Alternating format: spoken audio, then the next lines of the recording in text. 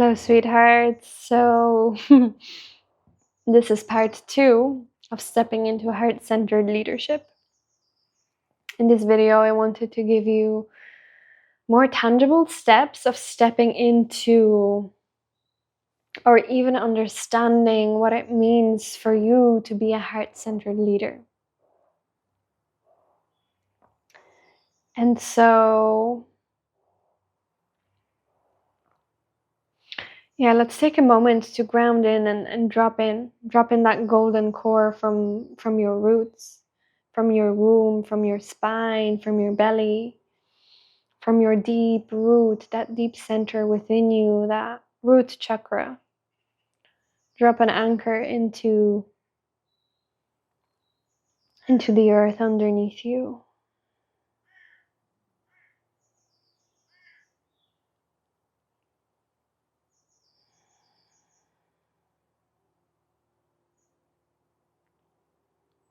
Resource yourself and feel that grounding force of the earth, the soothing calmness.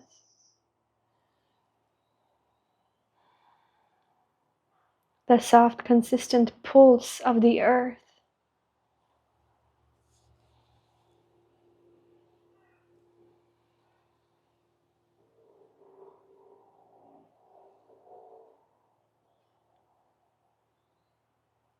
You are worthy, you belong, you are safe. You are exactly where you are meant to be. There is nothing that you have to change about yourself to be worthy of love. We can grow and we can evolve, and it can be our North Star. But we do not do anything in our life to receive more love, because we are already enough, we are already worthy. We can unfold and unfurl into our next evolution. We can take more aligned actions and habits. But we do not do anything in our life to be more worthy of love. There's nothing that you have to change about you to be more worthy of love, of that infinite love inside every single one of us. Hold that as your truth. Hold that as your anchor. Connect to your deep heart in this moment, your spine, your center, your energetic center. Feel the back of your body, the back of your head. Feel the space of being held and being supported. Right here, right now, in the present. So, oh my goodness. There's so much energy moving through my body. To me, part of being a heart-centered leader is aliveness. Aliveness in the way that I'm able to wield the energies that are within me, because excitement and joy and love and compassion and abundance, they can be big energies. If I don't have the space in my system to move with them, to alchemize them, to integrate them, to channel them into creativity and creation, they can turn inwards and find different ways of expression. So if we have a habit of depression, for example, they can turn towards that. They can turn to ruminating. They can turn to anxiety. They can turn to overthinking. I like to think of it as our beautiful life force energy that is always supporting us, that is always uplifting us to our next best, highest and best, next most aligned version, next most expansive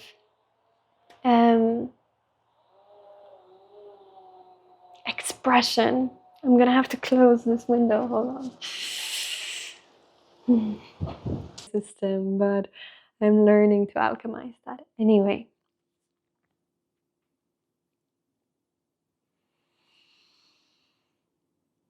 That beautiful energy of creativity and aliveness that is always supporting us, that is always guiding our next evolutionary edge, that is always showing up, our North Star, that is always showing up, those moments where we can expand into ourselves, where we can step more deeply into our authenticity, where we can step more deeply into who we want to be in this world. Whether that's to be more kind, to be more loving, to be more expressive in our love, to be more open, to be more joyful, to be more creative, more on purpose, passionate. I have found that when we ignore that energy, when it doesn't have a healthy way to be channeled, to be expressed, it tends to, instead of coming outwards into creation and creating a living field of expression, it turns inwards and it finds an avenue or a place within that is blocking that expression. So it feels like that energy is turning against us and it actually isn't working in our favor. But that's far from the truth. It's just reaching into your inner system, deep into that place of, why are you not expressing in your highest, most authentic way? Let me dive into the habitual ways of thinking, doing, and expressing that you are caught into.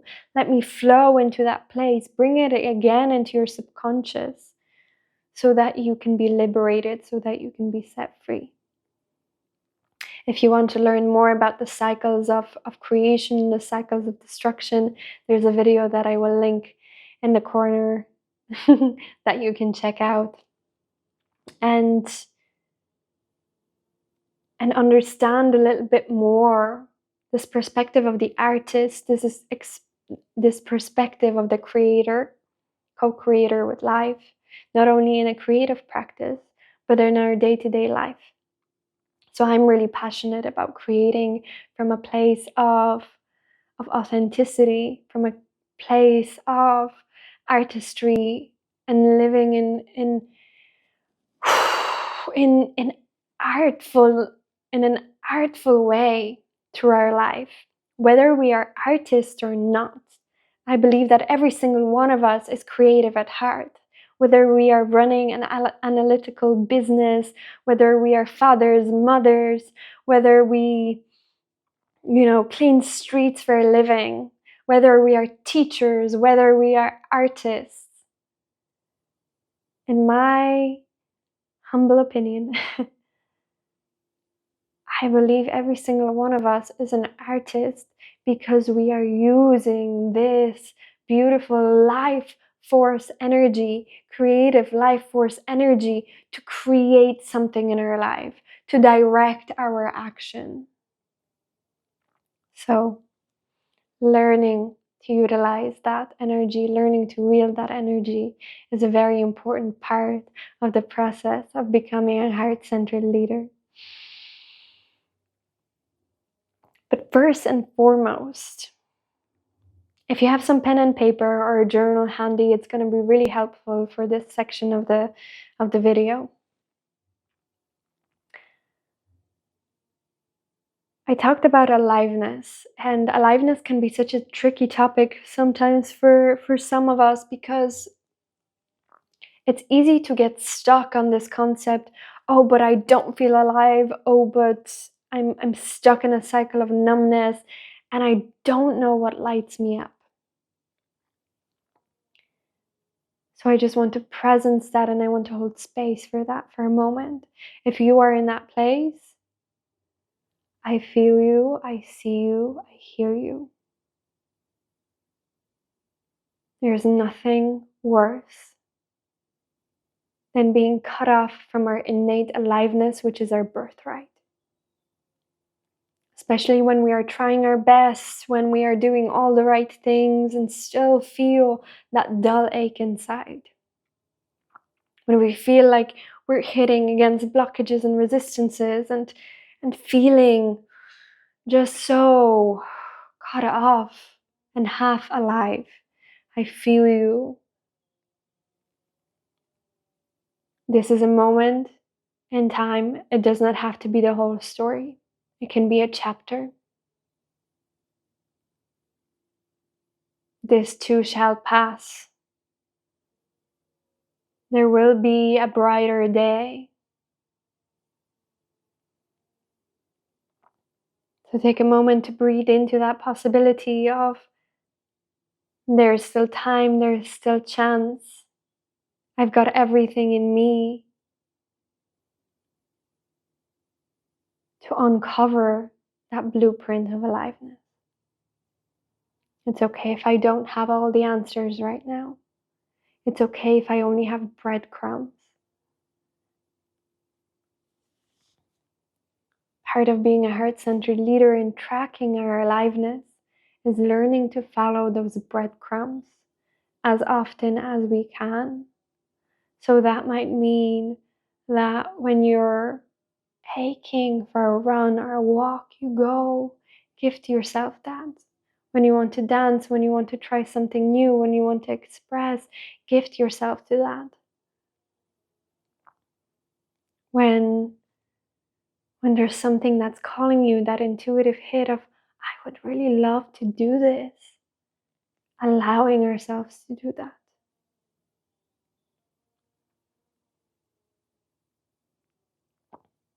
Learning to be guardians and leaders of our own aliveness. So before we tackle aliveness, let's dive into our values. So to me, understanding our value system is a very good starting point to understanding what kind of person or leader we want to be in this life. So take a moment, pause this video if that feels aligned, to recognize, what do you value in this life? Put the shoulds and the have tos aside, and for this moment, just recognize, what do you value in life? And try to feel that for your body. Try to scan your past in a way where you're searching for the positive, where you're searching for moments that ignited something in you, where you've seen it in other people. You can even look through the lens of jealousy. Often looking at other people and recognizing jealousy and wishing that we had this something that other people have is a good mirror to allow us to recognize that we already have that quality within us and it's not yet tapped into. And that person is just expressing it more openly and more wildly. So it's an invitation. So take a moment to journal, to not note down any inspired thinking. If you can't think of anything, that's okay. Allow this process to unfold naturally and over time. It might take a week, it might take a few tries. Maybe you try something on for size and then you push it away. So for example, for me, some of my values are aliveness, heart-centeredness, inner peace, creativity,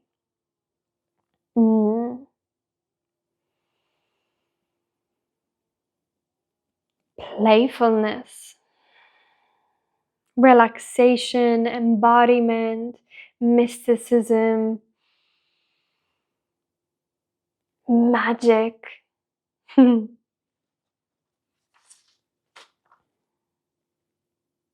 don't have my notes here with me, but those are just things that come to mind when I think about values: community, connection, authenticity.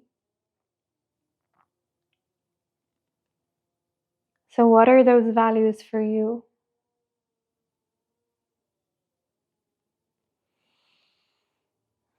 What do you admire? What do you strive for? What do you long for? What do you want to embody? What do you want your North Star to be?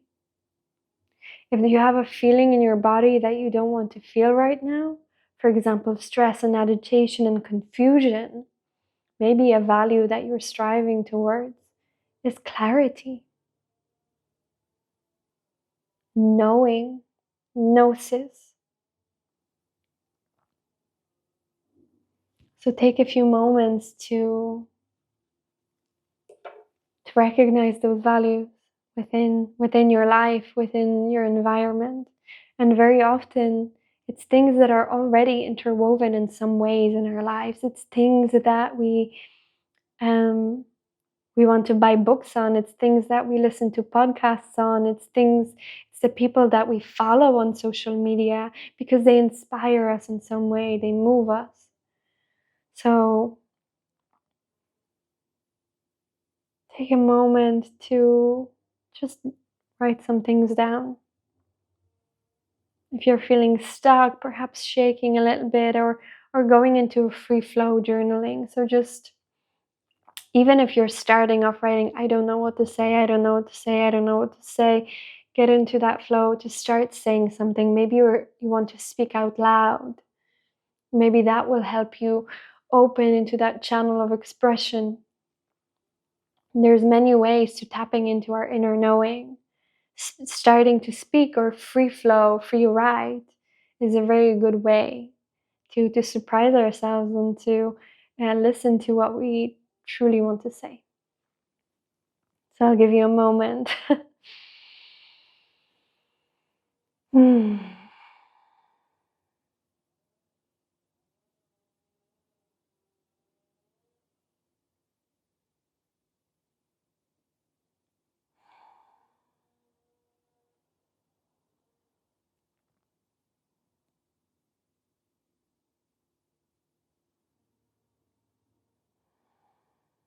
Okay, I hope you took your time to drop in. If you need more time, perhaps you want to come back to this later. Pause this video, restart it, come back to it as often as you want, and recognize that this process is a process of unraveling and becoming, stepping into discovering, especially if we have never thought of ourselves as leaders. Be gentle with yourself, discovering who you've never been. Give spaciousness and compassion and contemplation to allow your inner material to be tested in your environment as you learn to be the person who you are longing to be.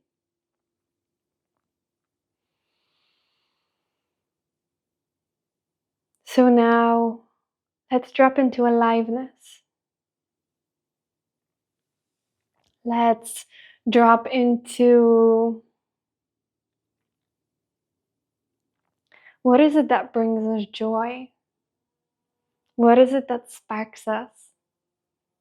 Some of those things could already be on your value list. Some of those things could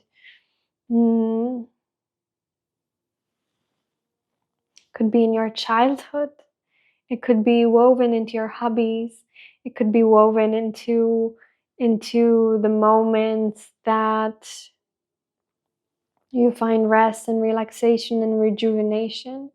Perhaps it's going out on a walk. Perhaps it's calling a friend. Perhaps it's going to salsa class. For me, aliveness comes in many shapes and forms. For me, I feel alive when I'm able to authentically express intent to my expression in a healthy way. So that can mean having a morning practice where I connect to myself and give myself the space and freedom to clear my channel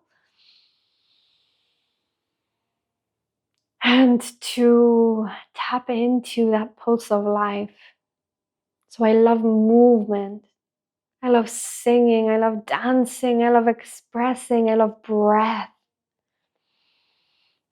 And actually, before we go any further, let's drop into breath for a moment.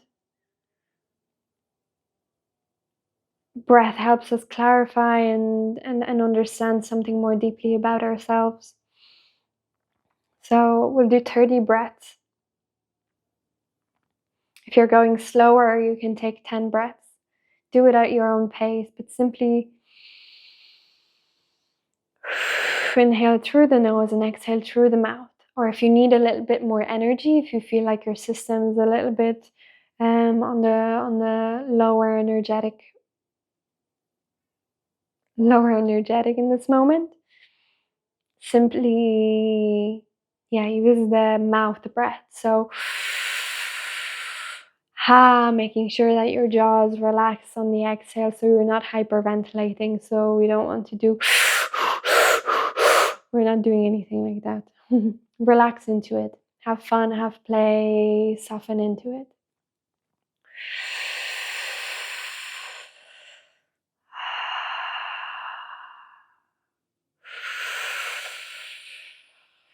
Breath is the first thing that connects us to this source of aliveness.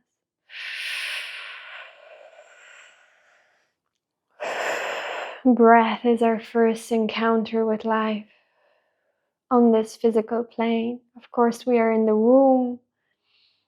We are connected to our mother where everything is provided for, but in that physical plane,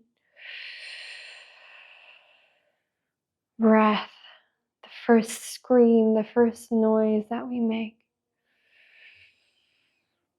That first bold cry of expression, that first inhale that fills our lungs. It's our first connection to life. And it will be the last thing we taste when we depart.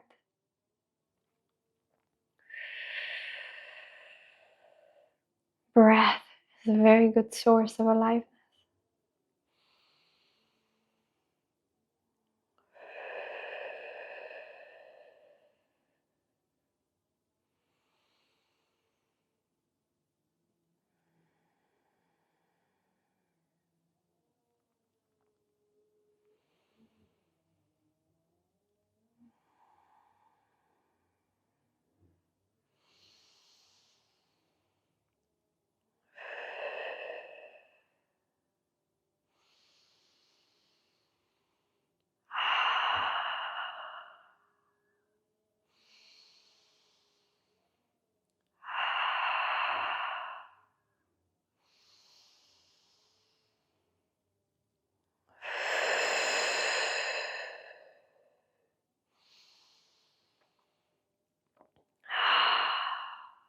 And on your last inhale, let go fully and fully inhale.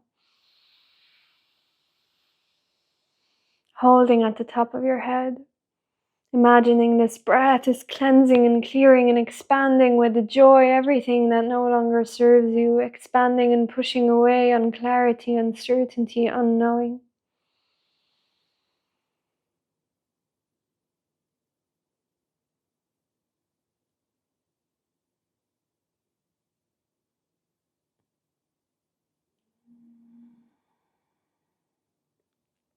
Recognizing that when we first begin to touch and encounter our aliveness, it can feel really overwhelming. We actually might want to push it away. But working with the breath and working at our own pace is one of the ways that we can learn to climatize our system to that aliveness, to that knowing, to that feeling, to that sensation, and to slowly make it familiar. So notice if anything has shifted, if anything has come to life about this sense of aliveness, this quality of connecting to life and moving with life.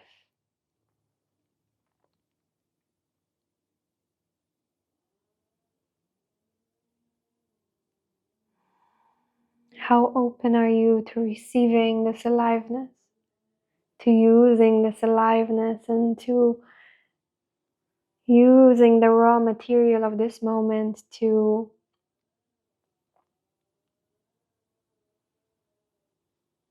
weave your life?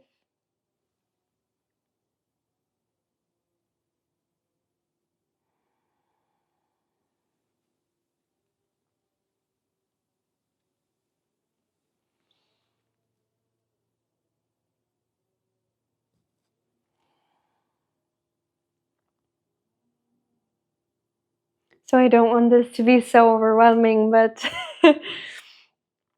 I'm gonna give you one more point to work with, and then we're gonna close, and I'm gonna make a part 3. So part 1 is available as a blurry recording, but it's available as a Spotify link to listen to with audio. This is part 2, which is more tangible, and we'll continue to create more tangible effects and integrate this heart-centered leadership into our life in a new way.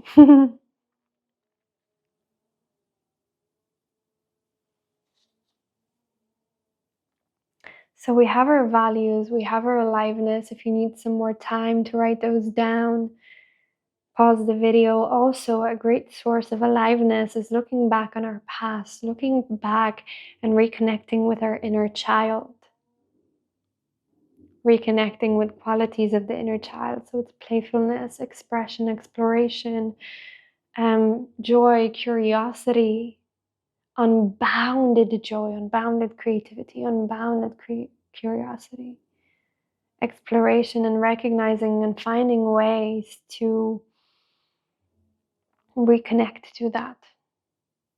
Is it we can find really good connectors of our aliveness within our childhood. So if this is something that you haven't explored, perhaps you can still do that. And if you've got that, amazing. So we've got our values, we've got our aliveness. And so now I want to talk about our roots and our anchors.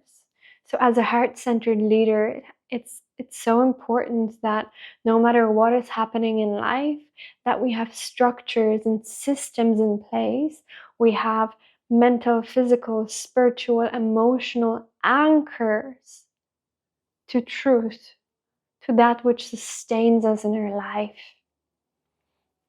So we all know that having negative self-talk, that having self-doubt and self-punishing and self-flagellation and self-destruction and self-sabotage are not helpful or sustaining or life-giving. When we engage in those things, we often feel worse, right? We feel depressed, we feel a bit weakened, we feel a little bit worse for wear, for lack of a better word. And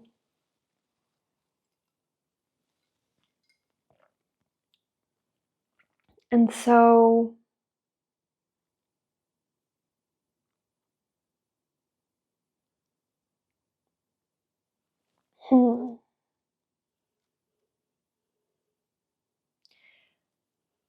how do we begin to create those systems and those structures and those anchors?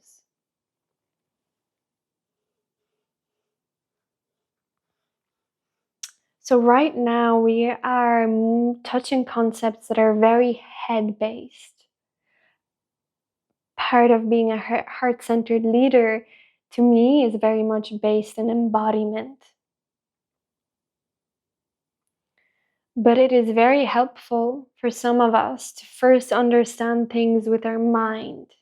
We all have different systems and ways of understanding. Some of us, it's easier to understand something with our mind and then move into embodiment. Some of us are feelers first, experiencers. So recognizing what works best for you, how you accumulate knowledge, and how you understand the world and make sense of the world is a very important touchstone. How do you make meaning of this world? How do you support yourself? How do you thrive? How are you nourished?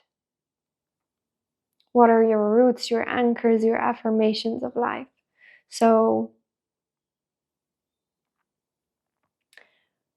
we can look at our values, we can look at our aliveness, And we can look at our vision of the future to extract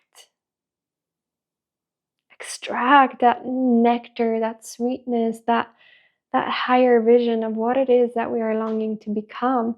And from that, create systems and structures that support us in all areas of our life. So we can be very methodical about it, go through the areas of our life like career, relationship, health, body, finance, beauty, image, intimate relationships, friendships, family,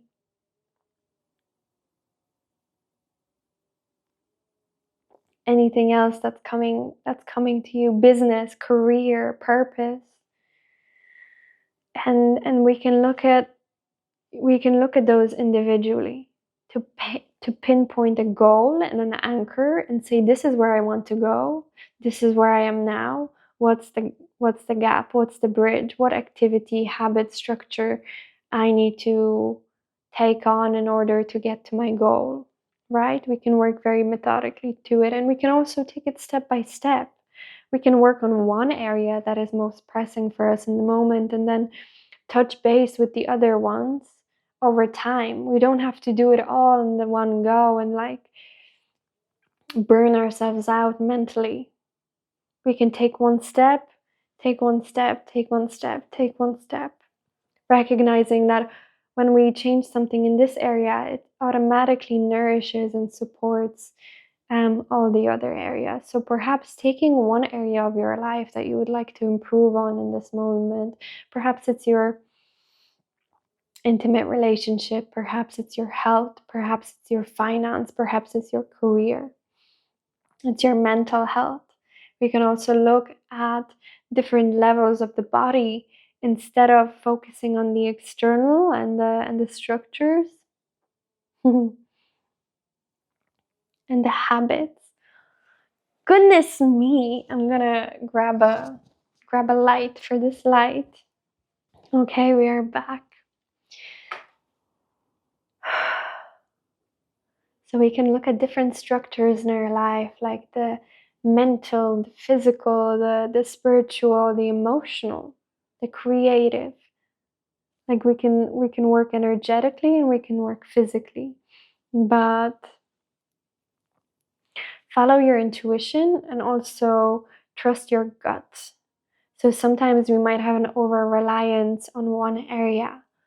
For example, my habit was always to rely on the vision, that which drives me forward, that which inspires me. And sometimes I would do that in a way to escape my present reality.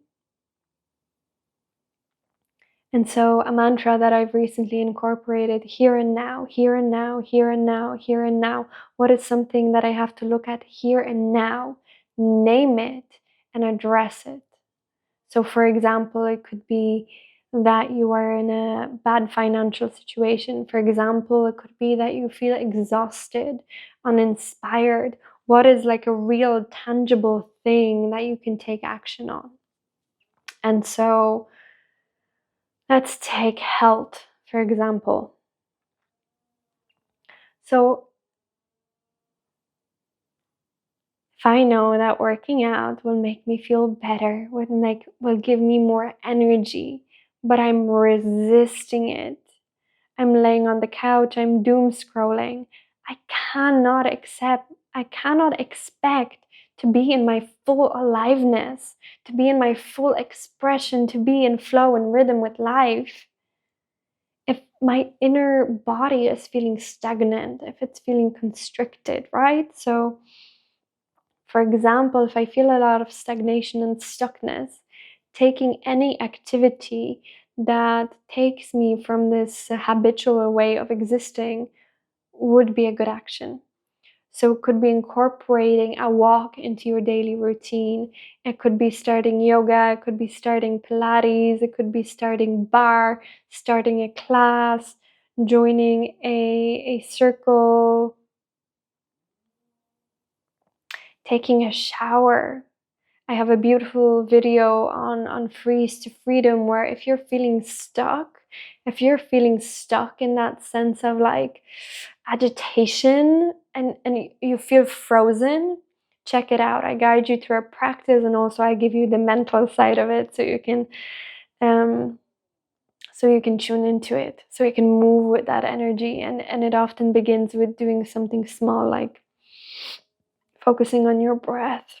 Often when we feel stuck and stagnant, we need to move some energy. So taking stronger breaths, perhaps a little sounding or making some noise, beginning to move, beginning small, beginning to twitch our fingers, beginning to shimmy a little bit. And sometimes it can feel like the hardest thing, but moving from freeze to freedom allows us to move from that state of closure and agitation into that state of expansion and pleasure and possibility. When we're in a frozen state, when we're stuck, it's very difficult to imagine a future that is other than that. So also recognizing that place where you need to resource yourself in order to fully witness your future, in order to fully witness yourself, and from that place creating structures and habits and systems. So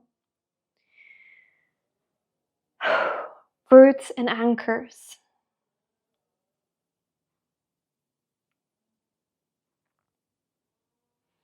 Creating healthy systems and healthy structures are all about creating habits, all about redefining our core beliefs, facing our core beliefs about life. So if my belief is work is hard, and I keep working and it's hard, I can't, it's gonna be really difficult to step into that place of aliveness, especially if my value is spaciousness or relaxation.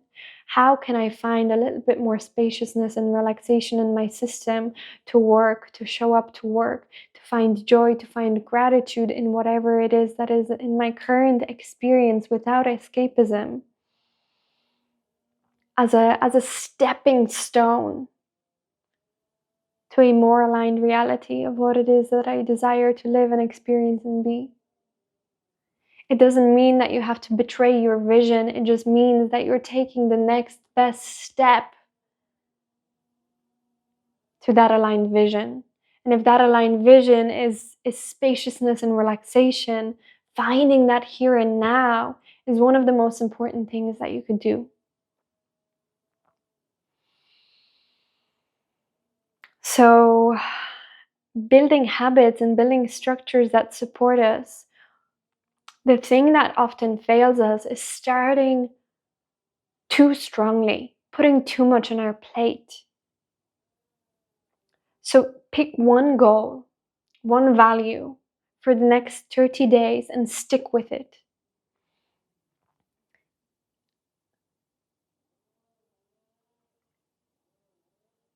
Perhaps I will do another video on why we have habits, how to break them down, how to integrate them. But for now, there's a lot of content out there that can nourish you. One of my favorite works is Joe Dispenza, Breaking the Habit of Being Yourself. Whatever you think about that, whether you believe in quantum physics or not, whatever you believe in meditation or not, but it's a really beautiful resource to show you how our minds can work, how our habits are imprinted, how our habits are built. And if that video already exists, I'm going to pop it down in the comments below or somewhere here. There. I love a presentation, so maybe it's an invitation for a presentation. But giving yourself a fair shot and picking one thing. Learning to recalibrate trust within your own system, to be a person of your word, to be a person of value that keeps their words to yourself first. And if we have experiences in our past where we have disappointed ourselves, we need to learn to trust ourselves again. And that's not going to work if we set a goal that is like all the way here. Start small. Perhaps it's meditating 10 minutes a day. Perhaps it's opening your window first thing in the morning and taking 30 breaths.